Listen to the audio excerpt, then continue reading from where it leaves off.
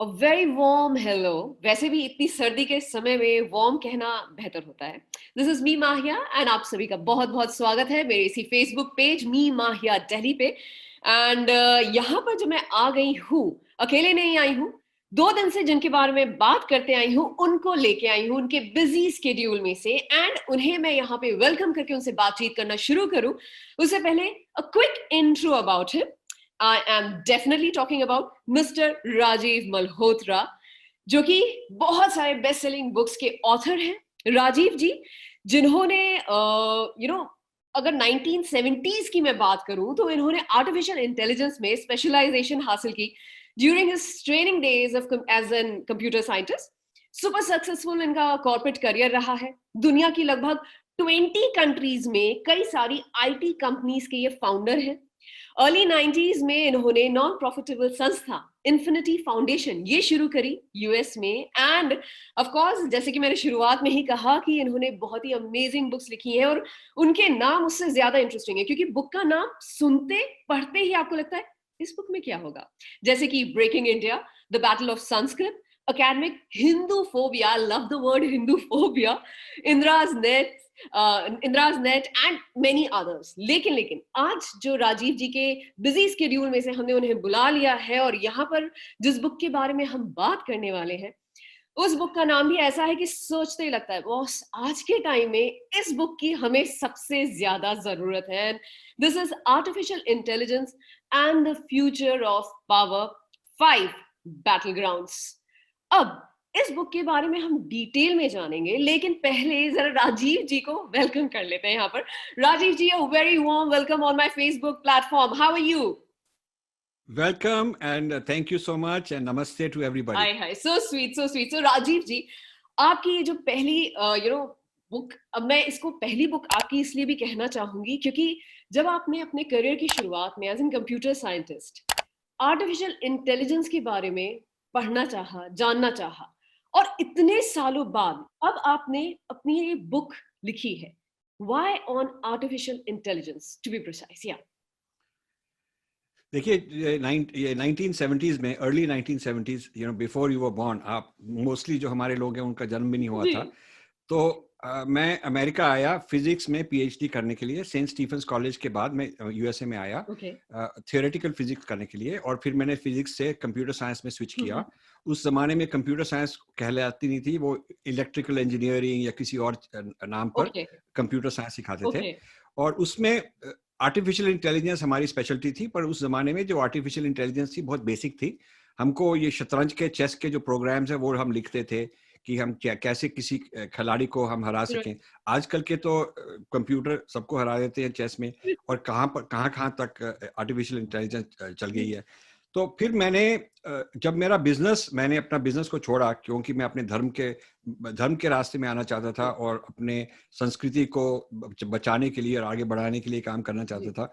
तो फिर मैंने 94 में सारा अपना प्रॉफिट का काम छोड़ दिया, बिजनेस छोड़ दिया और फाउंडेशन में लग गया। तो फिर उस वक्त मैं सोशल साइंसेज, ह्यूमैनिटीज में था, हिस्ट्री में, कल्चर में, सोसाइटी के बारे में, फेथ, रिलीजन, स्पिरिचुअलिटी के बारे में, इन चीजों में मैं अपना काम कर रहा था और हमारी फाउंडेशन भी काम कर रही थी। उन्हीं में मैंने अपनी पुस्तकें लिखी हैं। इसलिए पुस्तकें हैं भी ऐसी, और वो जिन नाम से है और जिस थॉट प्रोसेस पे है, I mean it is mind boggling seriously. But लोग भूल गए कि मतलब पीपल डोंट थिंक कि मेरे को आर्टिफिशियल इंटेलिजेंस भी, वो मेरी फाउंडेशन तो मेरी वो है, फिजिक्स है। तो इसलिए लोग हैरान हो गए कि ये आर्टिफिशियल इंटेलिजेंस में क्यों पुस्तक लिख रहे हैं।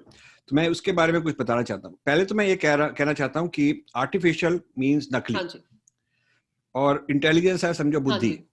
तो इसका मतलब हमने एक ऐसी पुस्तक लिखी है, कह रही है नकली बुद्धि।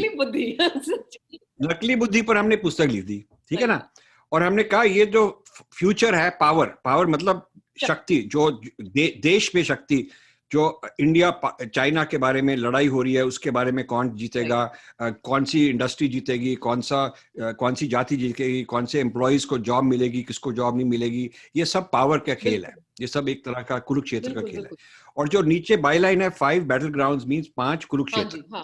मतलब ये जो नकली बुद्धि है, ये सारी दुनिया को नचा रही है नचाएगी और भी नचाएगी। और इसके द्वारा 5 कुरुक्षेत्र पैदा हो रहे हैं, 5 कुरुक्षेत्रों में ये शक्ति आएगी, ये नकली बुद्धि आएगी, और इस नकली बुद्धि के कारण बहुत कुछ होगा। तो ये पुस्तक लिखी है। और ये जो नकली बुद्धि जिसके बारे में आप बात कर रहे हैं राजीव जी, मैं क्योंकि बहुत सारे हमारे जो व्यूअर्स फ्रेंड्स जो कि अभी फेसबुक पे साथ में जुड़े हुए हैं, उनके लिए इस नकली बुद्धि का थोड़ा सा अगर हम विश्लेषण करें, थोड़ा सा डाइसेक्शन करें तो बेहतर रहेगा। बिकॉज आर्टिफिशियल इंटेलिजेंस आज हर एक इंसान को छू रहा है। आप, मैं, मेरे पड़ोसी, मेरे घर का एक सदस्य, मेरे जानने न जानने वाले, आर्टिफिशियल इंटेलिजेंस एक तरीके से हमारी जिंदगी में एक तरीके कहना चाहिए ना वायरस की तरह एंटर कर रहा है। सो इसके बारे में अगर आप एक सादी भाषा में, लेम भाषा में समझाना चाहिए। जी जी जी। देखिए, जो टेक्नोलॉजी होती है वो अपनी फिजिकल बॉडी को आगे दम देती है, तो फिर लोग रेलगाड़ी में ज़्यादा तेज से जा सकते हैं, ज़्यादा भारी सामान उठा सकते हैं, कार में लेकर जा सकते हैं, हवाई जहाज में ले जा सकते हैं। तो जो फिजिकल मसल है उसका फायदा होता है। तो कई टेक्नोलॉजीज ऐसी हैं जो इंद्रियों को ज़्यादा तेज करती हैं, जैसे माइक्रोस्कोप हो गया, टेलीस्कोप हो गया, या कोई सुनने के लिए ऐसी टेक्नोलॉजी है जिससे हम ज़्यादा दूर सुन सकते हैं। अब ये आर्टिफिशियल इंटेलिजेंस ऐसी टेक्नोलॉजी है जो मन को बढ़ाती है, फिजिकल बॉडी को नहीं, वो माइंड को एक्सपैंड करती है, माइंड को एक्सपैंड करती है। समझो आपके पास आर्टिफिशियल इंटेलिजेंस हो, अभी मैं बताऊंगा कैसे होता है, तो वो आपकी बुद्धि बढ़ सकती है, क्योंकि आपको जो 50 लोग, 100 लोग, 1000 लोग काम करते हैं वो आप अकेला कर सकते हैं। और जैसे फॉर एग्जांपल फेशियल रिकग्निशन, जो लोगों के फेस है, अब आपका चेहरा जो है, आप 5-6 फोटोएं आर्टिफिशियल इंटेलिजेंस में डाल दें, और फिर एक मैदान में क्रिकेट मैच हो रहा है जहां पर 50,000 लोग बैठे हैं, और कोई कहे कि इनको ढूंढना है, आपको पहचानना है, 50,000 लोगों में वो फट पहचान लेगा। एक ड्रोन जाए, एक समझो ड्रोन गया कैमरा लेकर, उसको फट पता चलेगा कि वो यहीं बैठे हुए। तो ये चाहे अंधेरा भी हो वो पहचान ले सकता है, चाहे आपने ऐनक भी डाली हो, चाहे आपके बाल थोड़े चेंज भी किए हो, वो फिर भी पहचान लेगा। इसका मतलब उसकी जो माइंड है, रिकॉग्नाइज करने का माइंड है, और जो उसकी दृष्टि है, वो ह्यूमन बीइंग से ज्यादा तेज है इस बात में। इस तरह कई चीजों में आर्टिफिशियल इंटेलिजेंस बहुत ही आगे। जब आप फिंगरप्रिंट लगा के अपने स्मार्टफोन को खोलते हो, सपोज कई, हाँ, तो वो फिंगरप्रिंट पहले जमाने में ह्यूमन बीइंग, इंसान बैठ के शाई के साथ, इंक के साथ फिंगरप्रिंट लेते थे, फिर उसको नापते थे, फिर उसको कैलकुलेट करते थे। फॉर जो इंसान जिसको फिंगरप्रिंट के बारे में आता था, उसके पास बड़ा सर्टिफिकेट होता था, तो वो बहुत पैसे लेता था, बहुत टाइम लगता था। अब ये इधर करके लाखों करोड़ों लोगों में आपको पहचान लेगा, एकदम फट, 1 सेकंड में लगेगा। ये आर्टिफिशियल इंटेलिजेंस का चमत्कार है। तो ये जो आर्टिफिशियल इंटेलिजेंस है, इसके साथ जिसके पास ज्यादा आर्टिफिशियल इंटेलिजेंस है, वो दूसरों के ऊपर हुक्म कर सकता है, वो दूसरों के ऊपर राज कर सकता है, दूसरों को गुलाम बना सकता है। क्योंकि उसके जैसे किसी के पास तोप है। अब जब बाबर आया था, बाबर इसलिए जीता क्योंकि बाबर तोप लेके आया था, जो सारे इंडियन सब कॉन्टिनेंट में सबसे पहले बाबर तोप लेके आया था लैंड से, और पोर्चुगीज वगैरह लेके आए थे सी से। तो ये इंडिया के राजों के पास चीज नहीं थी, ये ऐसा वेपन नहीं था उसमें। अब ये जब भी टेक्नोलॉजी बढ़ती है, तो उसके द्वारा कई लोग जीत जाते हैं, दूसरों को हरा देते हैं, दूसरों को अपना मतलब नौकर बना सकते हैं, उनको सर्वेंट बना सकते हैं, उनको स्लेव बना सकते हैं, इंडिया को कॉलोनाइज कर सकते हैं, यदि हमारे पास आर्टिफिशियल इंटेलिजेंस ना हो और बाकी लोगों के पास हो। तो ये आर्टिफिशियल इंटेलिजेंस की इंपॉर्टेंस आजकल के जमाने में बहुत ज्यादा। अब देखिए, जब इंग्लैंड में इंडस्ट्रियल रेवोल्यूशन हुआ था, जब उन्होंने बिजली के साथ सारी जो फैक्ट्री है वो बिजली से चलानी शुरू की थी, तो उसके द्वारा उसको कहते हैं इंडस्ट्रियल रेवोल्यूशन। तो फैक्ट्रीज जो है वो ऐसी ऊपर चली कि इंग्लैंड बन गया राजा और इंडिया बन गया गुलाम। तभी एक कॉलोनियल सिस्टम हुआ। ईस्ट इंडिया कंपनी ने हमारे ऊपर इसलिए राज किया क्योंकि उनके पास ये इंडस्ट्रियल रेवोल्यूशन था, ये उनके पास टेक्नोलॉजी थी, ऐसी उनके पास इंडस्ट्री थी जो हमारे पास नहीं थी। और फ्रांस और इंग्लैंड दोनों के पास ये थी, और दोनों आपस में लड़ रहे थे कि हम किसके ऊपर हुक्म करेंगे, तुम किसके ऊपर हुक्म करेगा, आपस में compete कर रहे थे कॉलोनीज के लिए। तो आजकल के जमाने में यूनाइटेड स्टेट्स के पास आर्टिफिशियल इंटेलिजेंस है, चाइना के पास आर्टिफिशियल इंटेलिजेंस है। चाइना अब पाकिस्तान के ऊपर रूल करेगा आर्टिफिशियल इंटेलिजेंस के साथ, उसको कॉलोनाइज करेगा। अफ्रीका को कॉलोनाइज कर रहा है। अमेरिका के भी बहुत सारे कंट्रीज हैं जो उनके ऊपर वो उनका हुक्म है, उनका राज है, उनकी वो कॉलोनीज मानते हैं। और इसीलिए चाइना और अमेरिका की आपस में टक्कर भी हो रही है। जैसे 200 साल पहले इंग्लैंड और फ्रांस की होती थी। हाँ, अब ये सारा टेक्नोलॉजी का खेल है। टोटली। अब देखिए ये आर्टिफिशियल इंटेलिजेंस का फायदा भी बहुत होता है, क्योंकि इसके साथ कई बीमारियां का इलाज होगा, कई नई नई दवाइयां निकलेंगी, कई एग्रीकल्चर में फार्मिंग के लिए बहुत फायदा होगा, फैक्ट्रियों में फायदा होगा, इस तरह कई चीजों का बहुत फायदा होगा। लेकिन जो आर्टिफिशियल इंटेलिजेंस को लेकर किसी के ऊपर हमला करे या किसी के ऊपर राज करना चाहे या पैसों धन के द्वारा उनके ऊपर कंट्रोल करना चाहे, वो भी कर सकता है।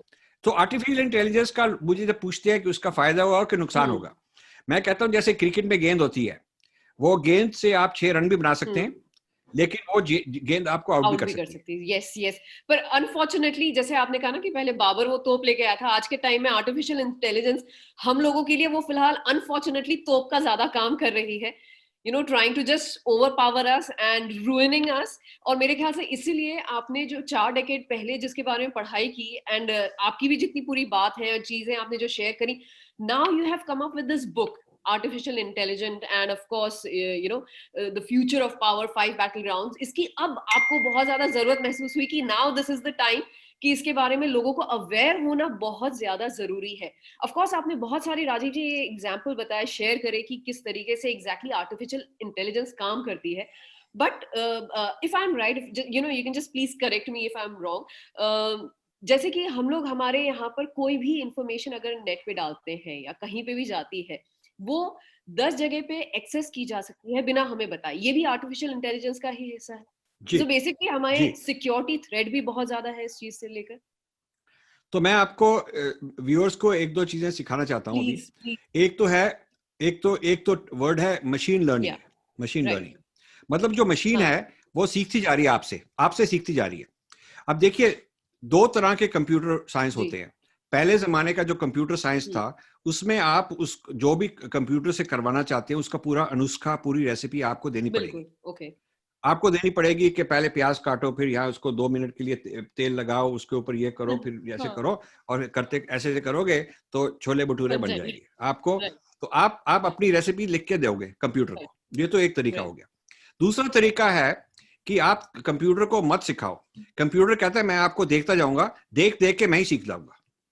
मैं आपको देखूंगा कि आप क्या कर रहे हैं, आप कैसे बना रहे हैं, और वो कैसे बना रहा है, और वो कैसे बना रहा है, और जब कोई तेल की कमी है तो क्या आप डालते हैं, और जब जल्दी में बनाना है कैसे बनाते हैं, जब टाइम ज्यादा है तो कैसे बनाते हैं। यदि आपके पास उस तरह का तवा ना हो, कुछ और तरीके का पतीला ना हो तो कैसे बनाते हैं। तो जिस प्रकार आप बना रहे हैं मैं देखता जाऊंगा, हजारों बार जो शेफ बना रहा है छोला भटूरा, मैं वो देखता जाऊंगा, और मैं अपने आप ही बता दूंगा कि उनका जो रेसिपी है ये रेसिपी है। मैं उनकी रेसिपी अपने आप ही समझ लूंगा देख कर। तो ये इसको मशीन लर्निंग कहते हैं। और जो एक्सपीरियंस देख रहा है उसको बिग डेटा कहते हैं। मतलब ये जो बिग डेटा होती है, ये मशीन लर्निंग को हम सप्लाई करते हैं, उसमें बिग डेटा डाली जाते हैं, और बिग डेटा के साथ वो जो मशीन है वो स्मार्ट बनती जा रही है। जितना ज्यादा एक्सपीरियंस हो उतना ज्यादा स्मार्ट बनेगी। और जितना ज्यादा डाइवर्सिटी का एक्सपीरियंस हो, कोई गरीब बना रहा है, कोई अमीर बना रहा है, कोई साउथ में बना रहा है, कोई गर्मी में बना रहा है, कोई सर्दी में बना रहा है छोले भटूरे, तो वो ये जो मशीन है ये तो बहुत तरह के छोले भटूरे हर सिचुएशन में बनाना सीख लेती है, अपने आप ही सीख लेती है। तो ये मतलब प्रोग्रामर बैठकर उसको सिखाता नहीं कि ये करो स्टेप 1 स्टेप 2 स्टेप 3 जैसे कुकिंग रेसिपी में लिखा होता है, उसकी जरूरत है नहीं। ये मशीन अपने आप ही सीखेगी कि आपको देख कर सीखी जाएगी। तो ये नई बात है, ये नया ब्रेक थ्रू है मशीन लर्निंग का। ये पहले कंप्यूटर साइंस में नहीं था। और इसका मतलब, इसकी सिग्निफिकेंस ये है कि जिस मशीन के पास ज्यादा डेटा है, ज्यादा एक्सपीरियंस है, तो वो ज्यादा समझेगी, ज्यादा सीखेगी। Right, any time. जिसके पास कम एक्सपीरियंस है वो इतना ज्यादा उसको नहीं सीखा जाएगा। सही बात है। अब देखिए समझो कोई ऐसा रोबोट बनाए जो क्रिकेट खेले, बैटिंग करे, तो उसके पास कितने सारे कैमरास हैं, 15 20 40 कैमरास हैं, और रेडार हैं, और वो एकदम देख के बता देगा बॉल कहाँ आ रही है, कहाँ बाउंस करेगी, कितनी देर में बाउंस करेगी, क्या स्पीड होगी, क्या स्पिन होगा, ये सारा वो कैलकुलेट कर लेती है। और फिर वो बैट घुमाएगी तो कभी ठीक लगा, कभी ठीक नहीं लगा, तो वो उसको एक्सपीरियंस बढ़ता जाएगा कि जब मैंने ऐसी बॉल को जज किया और इस तरह बैट लगाया तो ठीक नहीं हुआ, तो आगे से नहीं करूंगा। वो गलतियों से भी सीखता है, और जो सफल होता है उससे भी सीखता है। इसी को मशीन लर्निंग कहते हैं। सो मशीन लर्निंग में आपको खूब सारे एक्सपीरियंस का बिग डेटा चाहिए और खूब सारे ट्राई करते जाके और ट्राई कर करके सीखना चाहिए कि क्या सक्सेसफुल है, क्या सक्सेसफुल नहीं है। तो ये मतलब ये है कि जो मशीन लर्निंग है वो आपको जो कुछ आप सोशल मीडिया में दिख रहे हैं, जो आप क्लिक करते हैं, जो आप सिलेक्ट करते हैं, ये पोस्ट अच्छी लगी आपको, ये नहीं अच्छी लगी, उसके साथ वो आपकी साइकोलॉजी सीखता जा रहा है। बिल्कुल, यहाँ तक कि वो हमारे शब्दों को भी उठाकर वही चीजें सर्चेस में एकदम दिखाने लग जाते हैं। ऐसा भी होता है राजीव जी ना? उसको आपके बारे में ज्यादा मालूम है compare to your own friends and relatives. Machine artificial intelligence knows you better than you know yourself.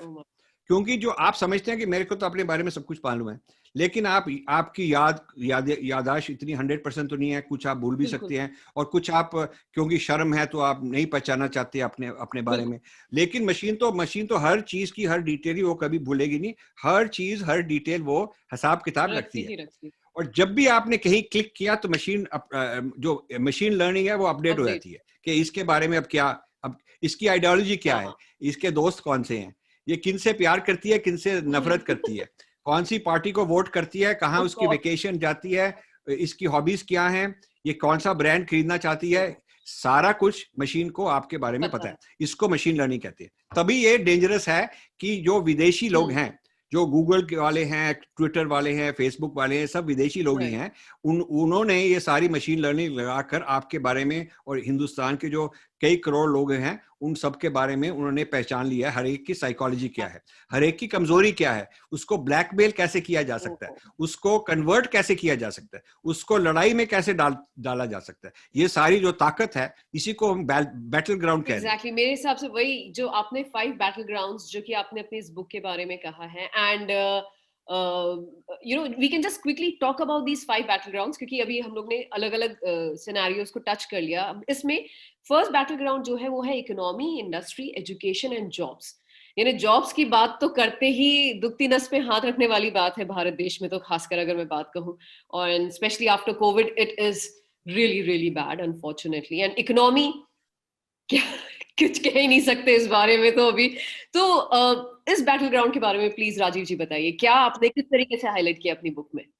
हाँ, इसमें ये है कि अब देखिए कुछ ये समझो ड्राइवरलेस कार आ गई जो अपने आप ही चलाती है, जो वो अपने आप मशीन लर्निंग सीख सीख के ड्राइविंग उसको आ गई, अंधेरे में हो, दिन रात हो, चाहे भीड़ हो चाहे ना भीड़ हो, उसको पता है ये पेडेस्ट्रियन है, चलता है कितनी देर में, कितना स्पीड पे चलता है, बाइसिकलिस्ट है, गिर भी सकता है, उसको ये सारा कुछ तरह तरह की चीजें जो है उसको पहचान है, क्योंकि वो सारी दुनिया में कितनी बार उसको कितना एक्सपीरियंस है, ड्राइवरलेस कार चलाओ सीखो और करोड़ों मील वो चलाकर सीख रही है। हाँ। तो इसीलिए ये जो ड्राइवरलेस कार है इसको बहुत एक्सपीरियंस है, और सपोज हमने ड्राइवर को निकालकर ड्राइवरलेस कार का जमाना आ गया तो फिर इसका इकोनॉमिक का फायदा, इसका फायदा होगा जिन लोगों ने ड्राइवरलेस कार चलाई है, बना रहे हैं, जो महिंद्रा बनाएंगे या जो भी बनाएंगे, और जो बेचारे ड्राइवर जिनकी नौकरी चली जाएगी उनका तो नुकसान हो जाएगा।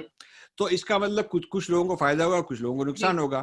इसी तरह से कई फैक्ट्री है जहां पर हजारों लोग काम करते हैं, वहां पर हजारों लोगों की जरूरत नहीं पड़ेगी, कुछ 100 लोग काम चला सकेंगे पूरी फैक्ट्री। और जहां पर 5000 10,000 लोग काम करते थे वहां पर 50 60 100 200 लोग काम कराएंगे। तो इसका मतलब काफी लोग अनएम्प्लॉयड हो जाएंगे। लेकिन जो आर्टिफिशियल इंटेलिजेंस सीखेंगे, जो जाके कॉलेज में कहीं पढ़ेंगे, आर्टिफिशियल इंटेलिजेंस करेंगे, कोर्स लेंगे, उनको जॉब भी मिल जाएगी। तो इसलिए प्रॉब्लम ये होगी कि जो इंडिया में लोग इतने पढ़े नहीं हैं उनके लिए बहुत ही प्रॉब्लम हो जाएगी, जो गरीब लोग हैं उनके लिए बहुत ही प्रॉब्लम हो जाएगी। एनजीओज इसको पहचान नहीं सके, एनजीओज इसके बारे में काम उनको करना चाहिए, आरएसएस को करना चाहिए, जो ये माइग्रेंट वर्कर्स हैं जो विलेजेस से आते हैं नौकरी के लिए, उनका क्या होगा, ऐसे लोगों की जरूरत होगी नहीं होगी, ये सारा कुछ रिसर्च करना चाहिए। ये रिसर्च जो आर्टिफिशियल इंटेलिजेंस का इंडिया के जो इकोनॉमी पर होगा, फायदा भी होगा नुकसान भी होगा, दोनों तरीके का होगा। क्योंकि और जैसे किस तरह के यंग एजुकेटेड जो लोग हैं उनको फायदा होगा, उनको जवाब मिलेगी, वो ज्यादा पैसा बनाएंगे, और किन किन का नुकसान होगा, इसके बारे में रिसर्च इंडिया में नहीं की गई।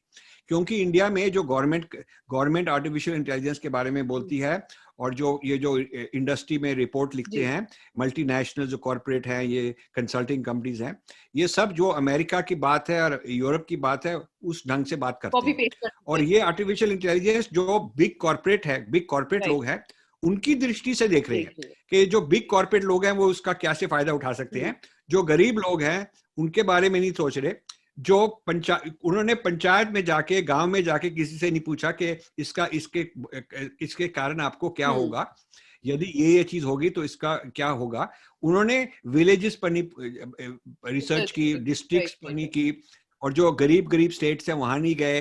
तो ये बड़ी डेंजरस बात है। इसीलिए मैं पुस्तक में लिख रहा हूं कि ये जो इंडिया के लीडर्स हैं, इकोनॉमिस्ट हैं, उन्होंने भी नहीं ये पहचाना। मैं कई इकोनॉमिस्ट से बात की, उन्होंने भी आर्टिफिशियल इंटेलिजेंस के बारे में पूरी तरह से उनके पास जानकारी नहीं है। और जो पॉलिटिशियन लोग हैं वो तो जो बोलेंगे कि हम बिल्कुल ठीक हैं, सब कुछ ठीक हो रहा है, ये हो रहा है, वो हो रहा है, लेकिन हिंदुस्तान के जो 50-60 करोड़ बॉटम लोअर लेवल के हैं उनका क्या होगा ये इन लोगों ने नहीं सोचा। यानी कि एक तरीके से मोर देन 60% जो जनता है भारत देश की, उनके बारे में एक क्वेश्चन मार्क अभी भी बना हुआ है। और एक क्वेश्चन मार्क जो कि आपने अपनी बुक में भी उठाया है कि इनके बारे में क्या, इनके बारे में अब जैसे ये फार्मर्स का प्रॉब्लम हो रहा है, इस तरह से हजारों प्रॉब्लम होंगे।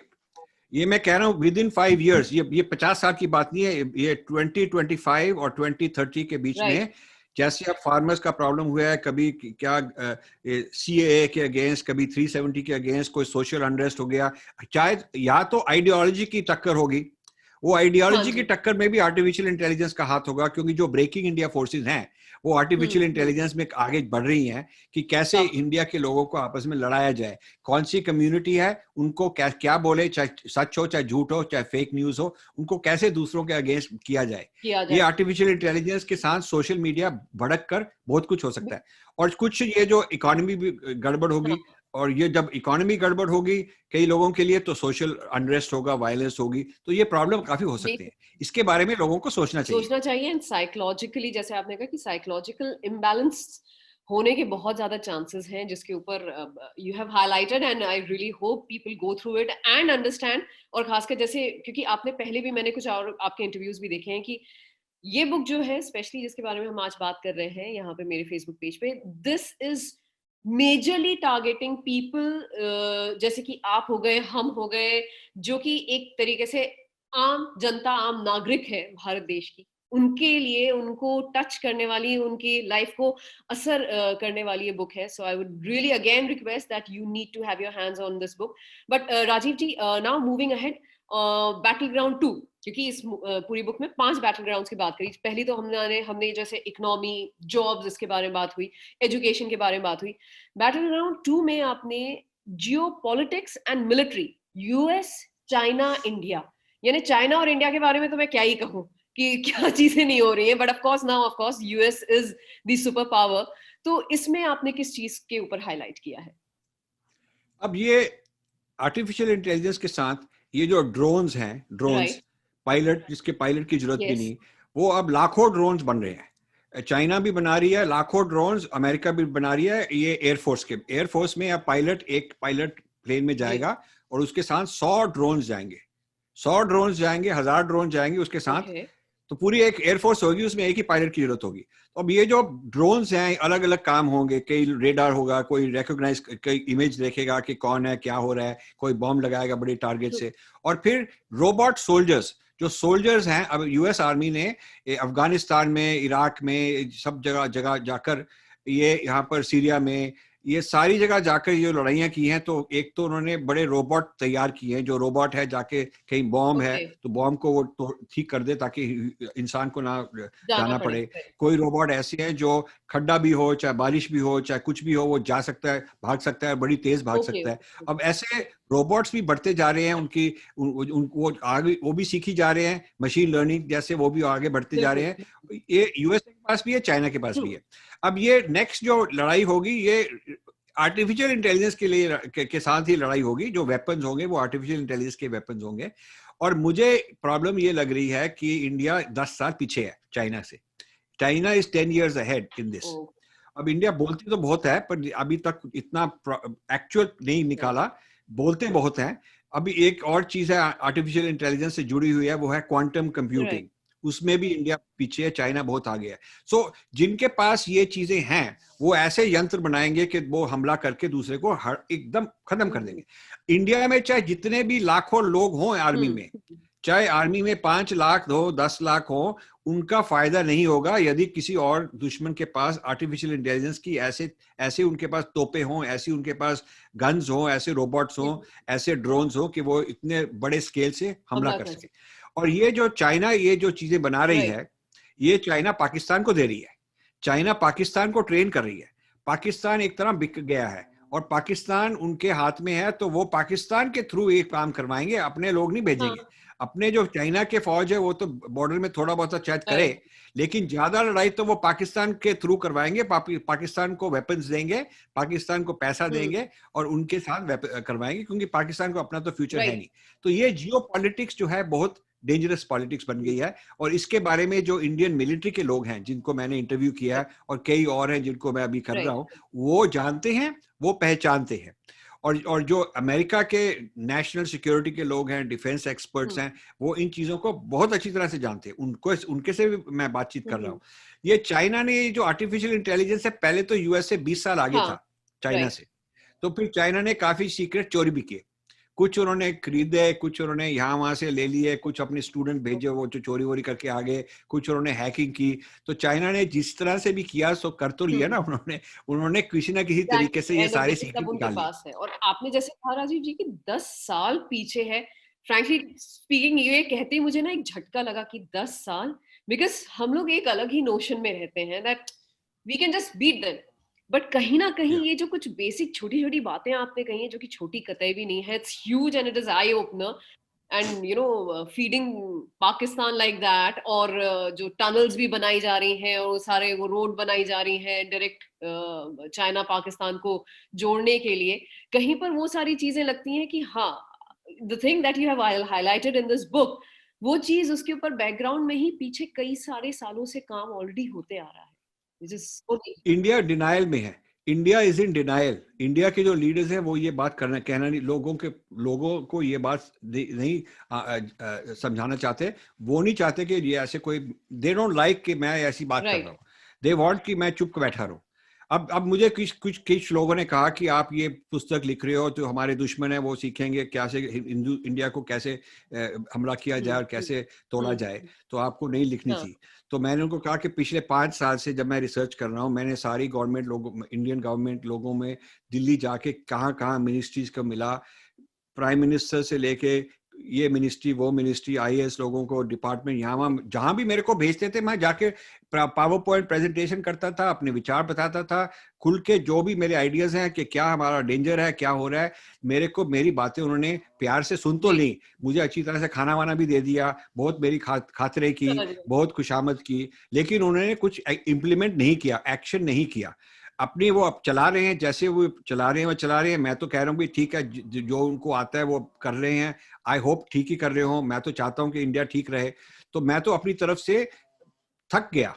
फिर मैंने कहा कि चलो मैं अब जनता को समझा दूंगा, मैं ये पब्लिक को समझा दूंगा, जो लीडर माने ना माने पब्लिक को समझा दूंगा। मीडिया वाले भी नहीं जानते, जो भी अब ये जो हिंदुत्व के इतने सोशल मीडिया में हैं, कितने हैं, मैं उनका नाम नहीं दूंगा क्योंकि वो मेरे मित्र हैं, वो सब मेरे मित्र हैं और मेरी पुस्तकों से ही सीख कर ये काफी कुछ ऐसे हो रहा है। तो ये जो लोग हैं, ये उनको आर्टिफिशियल इंटेलिजेंस के बारे में क्यों नहीं आता? यदि वो लीडर है तो आना चाहिए। अब लेकिन उनको जीरो बात है। अब वो नकल मार के यहाँ वहां से थोड़ा सा पढ़ के थोड़ा सुनाने के लिए अभी शुरू होने वाला है। अभी देखिए कुछ ही हफ्तों में, कुछ ही दिनों में जब ये वीडियो आएंगे तो आप समझे 20, 30, 50, 100 एकदम आर्टिफिशियल इंटेलिजेंस के एक्सपर्ट खड़े हो जाएंगे। सब लोग इनफैक्ट इस पे मीम्स भी अब बहुत बनने लग गए हैं राजीव जी। इनफैक्ट आर्टिफिशियल इंटेलिजेंस पे आपकी ये बुक आई है and I could relate it so much, क्योंकि उसके ऊपर ऑलरेडी मीम्स आ रहे हैं। तो वो ये है, यही तो हमारे लोगों की बदनसीबी है कि देखो आपस में मिलकर काम नहीं कर सकते। अब मैं जो जितना मर्जी मेहनत करूं, मेरे से जुड़कर आगे नहीं ले जाएंगे। वो चाहते हैं कि इसके कंधे के ऊपर बैठकर सीख लो जल्दी जल्दी, फिर इसको अलग करके आगे भागो। तो ये जो हमारी भीड़ भड़क्के में धक्का धुक्का दे के आगे जाने की आदत है, इससे हमारा देश आगे नहीं जा सकता। इसीलिए इसीलिए ये भी एक बैटल ग्राउंड है। Oh yes, it is and big one. इसके बाद वाला जो बैटल ग्राउंड है, उसमें जो आपने शब्द यूज किए हैं, battle ground 3, the moronization of the masses. I mean, moronization is a word जिसे पढ़ के मुझे पहले हंसी आई बहुत जोर से, लेकिन फिर थोड़ा सा लगा कि यार ये तो शायद मेरे लिए भी है, तो कहीं पे बात थोड़ी चुभी भी और चुभनी भी चाहिए, because this is the purpose of this book. So battleground 3 is the moronization of the masses, bowing down to the digital deities, which is Google Devta, Twitter Devta, and Facebook Devta. Can you please just highlight on this part? So ये बात है कि जैसे machine learning मशीनों को और smart intelligent बनाती जा रही है, ज्यादा उनको नकली बुद्धि देकर उनको और उनसे काम हो सकता है, मशीनों से ज्यादा काम हो सकता है। और उसी तरह ये इंडियन जो ह्यूमन बीइंग्स हैं, जो इंसान हैं, वो उनकी बुद्धि कम होती जा रही है। उनकी बुद्धि इसलिए कम होती जा रही है क्योंकि अब इंसान समझता है कि गूगल देवता को पूछ लूंगा, जो कुछ मेरे को चाहिए मैं गूगल को पूछ लूंगा, वो बता देगा। मुझे क्या पता, मुझे सीखने की जरूरत ही नहीं, मैं पढ़ूं क्यों? पढ़ाई लिखाई तो फजूल हो गई। अब मैं विकिपीडिया जाऊंगा या मैं सीरी को पूछ लूंगा या मैं फोन को ऐसे कुछ कह दूंगा, वो मुझे बता देगा। जो वो बताएगा वही ठीक है। हमने मतलब उनका अधिकार मान लिया, और वो किसी और देश में बैठे हैं, जो वो हमको सिखाएंगे हम सीख लेंगे। अपनी संस्कृति के बारे में, अपने इतिहास के बारे में, अपने धर्म के बारे में, वो जो कुछ भी गूगल बता देगा हम मान लेंगे। हाँ, अब हमारे अधिकारी को अपनी कल्चर के अधिकारी है, उनकी जरूरत ही नहीं, क्योंकि ये तो बहुत ही आसान की बात है। इसमें तो मेरे को कुछ काम वाम करने की जरूरत नहीं, वो मेरे को गूगल देवता सिखाता जाएगा। तो ये जो डमिंग डाउन, इसको डम डाउन मतलब हम मोरॉन बन गए हैं, बुद्धू बन गए हैं, ये जो एक बुद्धू बनने का तरीका है, उन लोगों के लिए तो फायदा है। उन लोगों के लिए फायदा है कि हम भारत के लोगों के ऊपर हुक्म करेंगे, हम उनके ऊपर राज करेंगे, क्योंकि वो हमको देवता मानते हैं। हमारे हाथ में है किसको पॉपुलर करेंगे, किसके ज्यादा फॉलोअर होंगे, किसके कम फॉलोअर होंगे, किसकी ज्यादा रीट्वीट होगी, कौन उनके हाथ में है। अब देखिए, आपका फेसबुक पेज बहुत बड़ा पेज है, आपके पास बहुत फॉलोअर है, लेकिन आपको ये मानना चाहिए कि ये जो फेसबुक चाहे आपके जो नंबर ऑफ व्यूज हैं कम कर सकता है, बढ़ा भी सकता है। हाँ, कभी भी चाहे वो देखते रहते हैं। उनके एल्गोरिथम आप जो बोल रहे हैं आप सब समझते जा रहे हैं। जो चीज आप ऐसे बोलेंगे जो उनको ठीक ना लगे, तो वो आपको बंद भी कर सकते हैं। यदि आप ऐसी चीजें बोलो कि वो उनके लिए अच्छा है, तो वो और बढ़ाएंगे आपको। इसका मतलब वो आपको कंट्रोल कर रहे हैं, आपको ब्रेन वॉश कर रहे हैं। जैसे मशीन को ट्रेन कर रहे हैं, हम मशीन को ट्रेन कर रहे हैं डेटा लगाकर, वैसे मशीन आपको ट्रेन कर रही है। यस। तो पहले बैटल ग्राउंड में हमने बताया ह्यूमन बीइंग मशीन को ट्रेन करते हैं ताकि मशीन हमारा काम कर सके। अब बैटल ग्राउंड 3 में है मशीन आपको ट्रेन कर रही है, चाहे आपको बुद्धू बनाए, चाहे आपको बेवकूफ बनाए, चाहे आपको उसके साथ लड़वाए, चाहे आपको कन्वर्ट कराए, मशीन आपको ट्रेन कर रही है। आप कह रहे हो कि अच्छा मैं ऐसे लिखूंगा तो मशीन खुश हो जाएगी, तो मेरे को फायदा हो जाएगा। मशीन देवता है, मशीन की पूजा कैसे करनी चाहिए, मेरे को एक्सपर्ट एक कंसल्टेंट है। जैसे देवता की पूजा करने के लिए आगमा है, इनको आगमा शास्त्र कहते हैं। आगमा शास्त्र है कि गणेश की पूजा कैसे करनी है, देवी की पूजा कैसे करनी है, हर एक देवता की पूजा कैसे करनी है, वो उसके लिए आगमा है। आगमा में लिखा है कि फूल डालो या हल्दी डालो या ये करो या सेफ्रॉन लगाओ, पानी लगाओ, तो जो कुछ भी करना होता है उसके जैसे कुकिंग का रेसिपी होती है, तो वैसे आगमा होता है। तो आजकल देवता तो जो गूगल देवता है, तो उसके लिए जो आगमा है वो सर्च इंजन ऑप्टिमाइजेशन है। वो कैसा कीवर्ड होना चाहिए, उसका लेंथ कितना होना चाहिए, मंडे को लगाना चाहिए, थर्सडे को लगाना चाहिए, किस दिन लगाना चाहिए, कैसे टारगेटिंग करनी चाहिए, क्या करना चाहिए, ये सब एक तरह का देवता का आगमा है आजकल। और ये अमेरिकन जो देवता बन गए हैं, उनके लिए हम ये पूजा करते हैं, उनको हम आहुति देते हैं, उनकी हम आरती लगाते रहते हैं, और उनके आगम हम सीखते रहते हैं। और जिसको मालूम ज्यादा है वो तो बहुत बड़ा कंसल्टेंट बन सकता है। वो तो आपको आके कह सकता है कि देखिए मैं तो आपके लिए ज्यादा फॉलोअर बना दूंगा, वो बना भी सकता है। तो इसका मतलब उनकी पावर कितनी होगी, उन लोगों की पावर कितनी होगी हमारे ऊपर। ये बैटल ग्राउंड 3 है। ये दिमाग के हमको उन्होंने सीख कर हमारे क्या हरकतें हैं, हमारी क्या आदतें हैं, हमको क्या लाइक्स है, डिसलाइक्स हैं, सारा कुछ सीख कर हमारे ऊपर वो रूल कर रहे हैं, राज कर रहे हैं, और हम उनके नौकर बनते जा रहे हैं, और ये हमको अभी मालूम भी नहीं।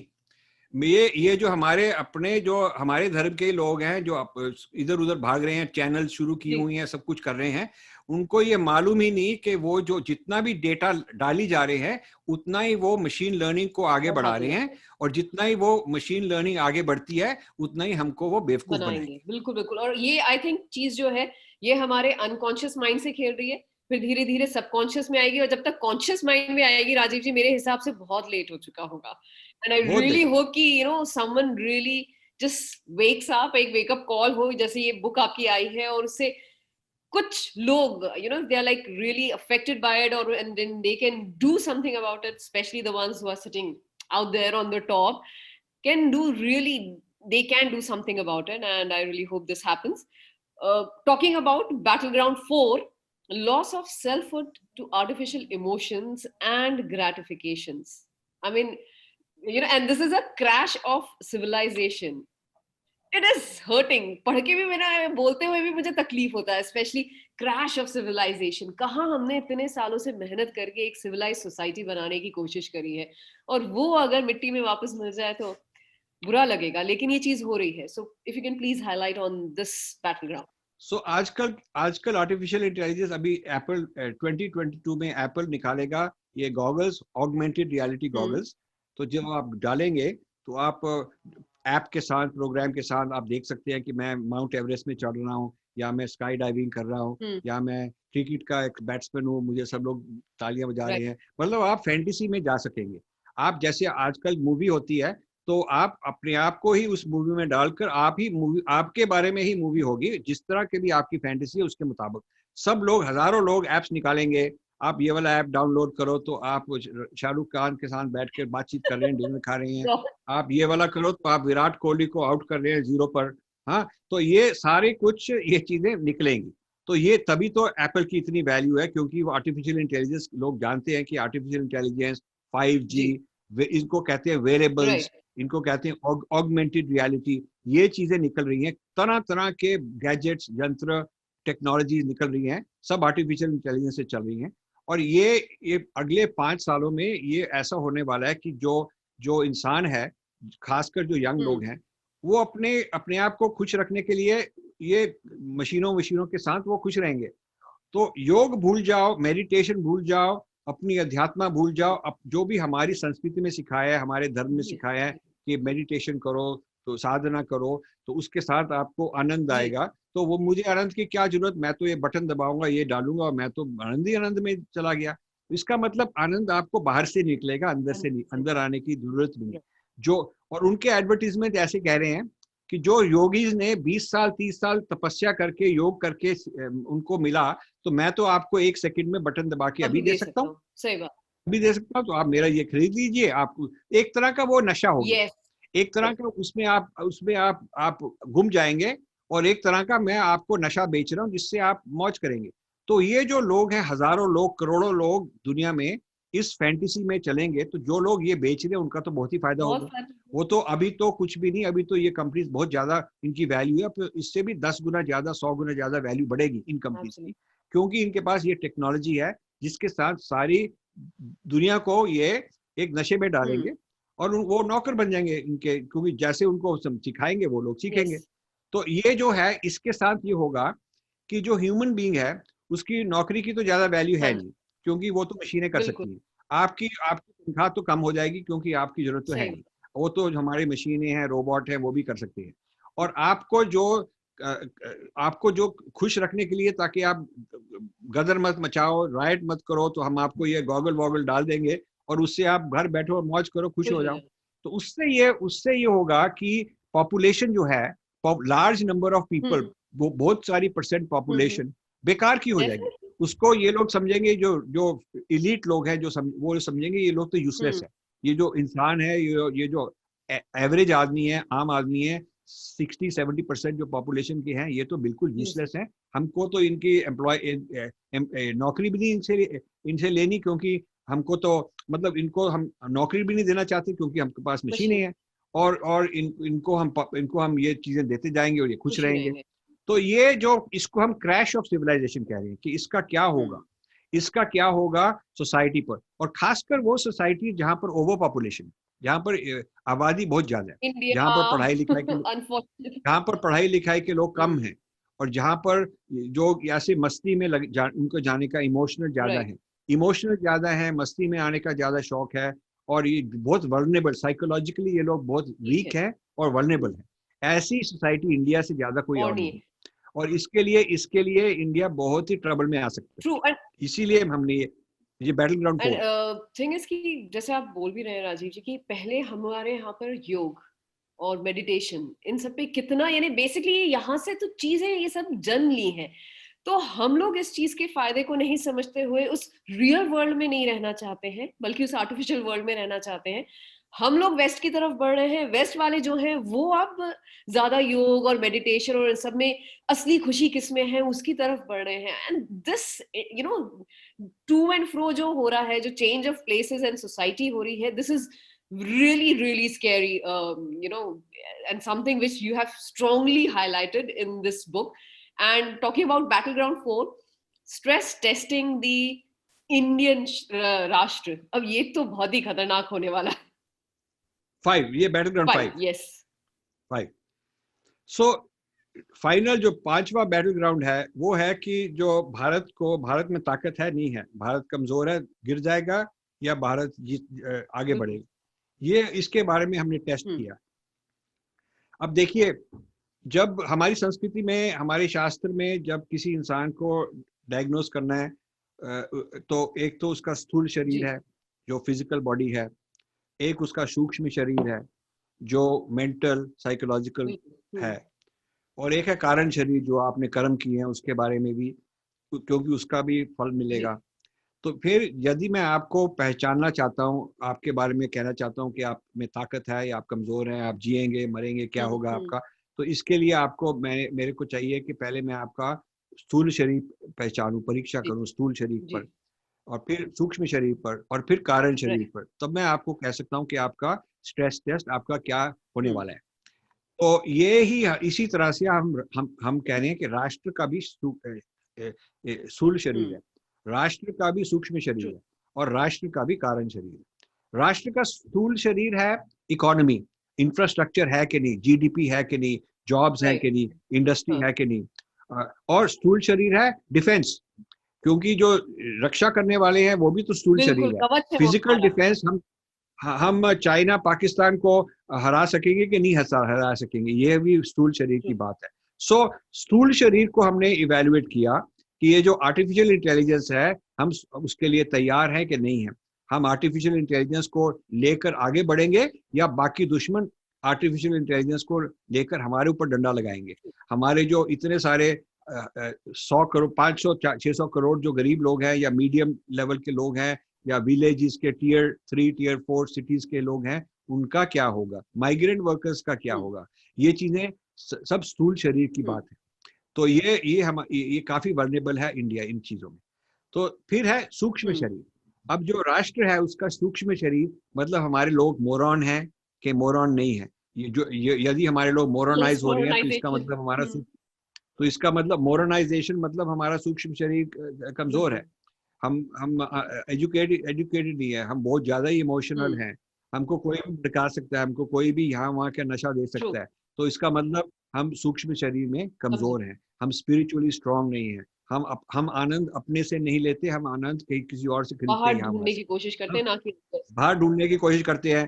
फिर सुनी सुनाई बात है कि वो बड़ा मूवी स्टार है, वो सेलिब्रिटी है, वो फेमस आदमी है, उसके पास ज्यादा ट्विटर के ज्यादा फॉलोवर है, उसने कह दिया तो ठीक ही होगा। अब मुझे कितने लोग आके पूछते हैं कि आपने कहा पर फलाने ने तो ये कहा, जैसे कि मैं अपना टाइम वेस्ट करूंगा कि उसने कह दिया तो मैं उसके पीछे जाऊं। तो ये सूक्ष्म शरीर की कमजोरी है। और फिर जो राष्ट्र का धर्म है, हमने वो पालन किया कि नहीं, हमने कर्म ठीक किए कि नहीं, वो कारण शरीर है। यदि हमने अब नेचर को अब्यूज किया, एनवायरनमेंट को खत्म किया, गाय हत्या की, हमने खूब ये जानवरों को मारा पीटा, आपस में करप्शन की, पोल्यूशन बढ़ाई, तो ये जो काम किए, ऐसे कर्म किए, तो ये हमारा कारण शरीर भी क्लीन नहीं है, क्लीन नहीं है यदि हमने ऐसे किया। यदि हमने ठीक धर्म से चलाया, राज चलाया, सारे लीडर्स ने ठीक तरह से काम किया, स्टूडेंट्स ने अपनी ईमानदारी से काम किया, कोई हेरा फेरी किसी ने नहीं की, करप्शन कोई नहीं कर रहा, और सब नेचर को प्रकृति को ठीक तरह से संभाल रहे हैं, अच्छे से संभाल के उसको आगे बढ़ रहे हैं, जो भी एनिमल्स हैं उनके लिए भी ठीक कर रहे हैं, आपस में सोसाइटी में प्यार से कर रहे हैं, कोई किसी को एक्सप्लॉइट नहीं कर रहा, कोई चोरी वोरी नहीं करी। यदि ऐसी सोसाइटी हो तो हमारा कारण शरीर मजबूत होगा। तो ये 3 जो शरीर हैं, स्थूल शरीर फिजिकल, सूक्ष्म शरीर मेंटल इमोशनल साइकोलॉजिकल, कारण शरीर जो कैरेक्टर है हमारा बिहेवियर है, इनके मुताबिक जो स्ट्रेस टेस्ट इंडिया का मैंने किया है, उसका नतीजा ये है कि India will face many challenges. मतलब इंडिया इतना सिंपल बात नहीं होगी, अगले 5-10 साल इंडिया के पास काफी चैलेंज आने वाले हैं, और ये चैलेंज मेरे को प्रॉब्लम नहीं होगा, मेरी तो एज ऐसी है और मेरे को वैसे कोई प्रॉब्लम नहीं होने वाला, लेकिन जो यंग लोग हैं उन्हीं के लिए हमने पुस्तक लिखी है, क्योंकि मैं चाहता हूँ ये लोग जागें और अपने लीडर्स को बोलें कि क्या कर रहे हैं आप हमारे लिए, लीडर्स भी सो रहे हैं, इसीलिए हमने पुस्तक। यस एब्सोल्युटली, एंड इनफैक्ट ये जो आपने जो 3 जो फिजिकल और मेंटल और जो हमारा वो पूरी स्ट्रेंथ के बारे में बात करी, we are at a very vulnerable stage. एक तरीके से आपने बहुत क्लियर शब्दों में इस चीज का मेंशन किया भी है, एंड मैं चाह रही थी आपसे ये चीज जानना कि your real and straightforward message to the youngsters, because ये फैक्ट है कि हमारे सबसे ज्यादा फॉलोअर्स मेरे इसमें जो है उनकी एज ग्रुप जो है वो 20 से मिड 40s या अर्ली 50s के उसमें है। सो एक ऐसी मेजर जनरेशन जिसका भी एक बहुत बड़ा फ्यूचर आने वाला है, एक अच्छी जिंदगी वो जीना चाह रही है, उनके लिए क्या मैसेज है, जो कि ऑफ कोर्स आपकी बुक में भी आपने ऑफ कोर्स मेंशन किया, लेकिन फिर भी आपकी तरफ से राजीव जी यहाँ पर डायरेक्ट क्या है? तो मैं तो ये कहना चाहता हूँ, जो यंग लोग हैं, एक तो वो आर्टिफिशियल इंटेलिजेंस के बारे में जानकारी उनको होनी चाहिए, क्योंकि आंख बंद करके कि मुझे नहीं पता, मुझे नहीं कुछ होगा, ये नहीं करना चाहिए। आपको ये पुस्तक पढ़ो, आप वीडियो देखो, आप समझो कि भी ये जो है इसके क्या होने वाला है, तो आपको मालूम होना चाहिए, ये तो बात है। दूसरी बात ये है, आप समझेंगे कि जो आपके लीडर्स हैं वो बिल्कुल नालायक हैं, और उनको चाहिए था पिछले 10-15 साल, अब चाइना इसमें कर रहा है तो वो क्यों नहीं कर पाए? आपस में लड़ने में है कि मेरे को ज्यादा वोट मिलेगी, मैं उसकी गवर्नमेंट गिरा दूंगा, मैं यहाँ कोलिशन कर दूंगा, या उसको जेल में डाल दूंगा, उसको एफआईआर लगा देंगे, ये चीजें सारी चल रही है हमारे सारे सोशल मीडिया में। क्या स्कैंडल है, किस तरफ आप हैं, किस तरफ वो है, आपस में डिवाइड एंड रूल, इंडिया वाले लोग आपस में लड़ने में लगे हुए हैं, और ये चीज हमारे लिए ठीक नहीं है। Demand action from the leaders, तब लीडर्स कर सकेंगे, क्योंकि जब वो क्वेश्चन उठाएंगे तो डेफिनेटली सामने वाला रिएक्ट भी करेगा, they will take some kind of an action, some kind of an action. Yes. Which is very important. And finally, Rajiv ji, talking about this book and artificial intelligence and of course battleground के बारे में सब कुछ जाना. Yes, this is the book, Artificial Intelligence and the Future of Power, 5 battlegrounds, जिसके बारे में हमने इतने डिटेल में भी बात करी. राजीव जी, अब लोगों को बस एक क्लिक अवे पे चाहिए है ये book, so if you can, of course मैं यहाँ पर कमेंट बॉक्स में मैंने शेयर भी किया है, you can just click there and you can get this book. And इसके अलावा मैं राजीव जी आपसे चाहूंगी कि अगर आप भी प्लीज बता दें 2-3 जरिए जहां से वो जाकर वो इजिली इस बुक को ले सके और जान सके आर्टिफिशियल इंटेलिजेंस के बारे में। तो Amazon में बुक अवेलेबल है, इंडिया में भी है, यूके में भी है, यूएसए में भी है, और जो हमारा वेबसाइट है वो वेबसाइट है www.aiandpower aiandpower.com aiandpower.com। तो हम कमेंट में भी लिख देंगे, वहां आप क्लिक करें, आपको जितने भी हमने वीडियोस निकाले हैं वो अभी करीब 10-15 तो निकल चुके हैं, वो सारे लिस्टेड है हमारे यूट्यूब में है, और अभी हम हर हफ्ते 2-3 निकाल रहे हैं, अलग अलग वीडियोस निकाल रहे हैं, इंग्लिश में भी हैं, कुछ हिंदी में भी, ज्यादातर इंग्लिश में है पर कुछ हिंदी में भी है, ये भी हम अपनी वेबसाइट पर डाली जा रही है। बिल्कुल, तो आप जाके वेबसाइट पे चेक भी कर सकते हैं, जैसे राजीव जी ने कहा दैट जितने भी जरिए हैं ये सारे के सारे यहाँ पे कमेंट बॉक्स में शेयर्ड हैं, सो विच इज जो भी आपके लिए इजीएस्ट तरीका होगा, just go click it and of course you can have your hands on this book. This is Artificial Intelligence and the Future of Power, 5 battlegrounds. Thank you so much Rajiv ji, and I think अब जो चीजें आपने कही हैं, एक बहुत बड़ा point of discussion ही नहीं, बल्कि मैं भी यहाँ पर सिर्फ अब डिस्कशन नहीं करूंगी मेरे दोस्तों से या मेरी फैमिली में, I will question my leaders. I will ask them, hello, boss, our future lies in your hands. Do something about it. This is something very important. हाँ, बिल्कुल. Thank you. बहुत अच्छा लगा. बहुत अच्छा लगा. Thank you. Okay, thank you.